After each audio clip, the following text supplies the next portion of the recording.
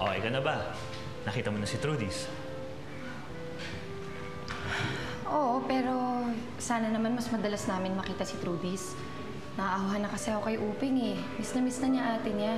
Hayaan mo, sasabihin ko yan kay Sir. Kaya lang, sobrang busy ngayon ni Sir eh. Laging lumuluwas ng Maynila para asikasuhin yung negosyo niya. Ganon? O eh baka naman mamaya pinapabayaan niya si Trudis ha? Mig, subaybayan mo naman yung pamangkin ko. Alam mo, hindi mo na kailangan sabihin sa akin yan. Lagi kong binabantayan si Trudis. Talaga? Eh pwede ka naman pala maging mabait eh. Ano naman ang tingin mo sa akin? Masamang tao. Alam mo, yan talaga ang hirap sa'yo eh. Simula nung aksidente, ang init na ng dugo mo sa akin. Ano ba ang masama yung nagawa ko sa'yo? Eh ano ba naman yung malaking kasalanan ko sa... Sir? Wala pa naman.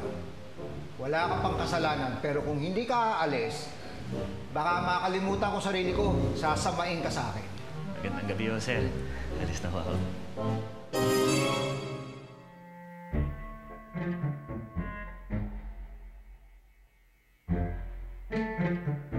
Papa? Bulaga. Kala mo, papa mo, no? Well, sorry. Ako ito.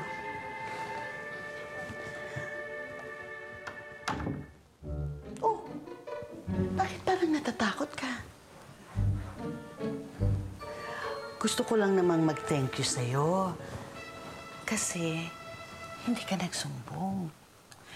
Yan ang gusto ko sa bata. Good girl ka. Basta hindi ka sumbongera, magkakasundo tayo. Naiintindihan mo yun?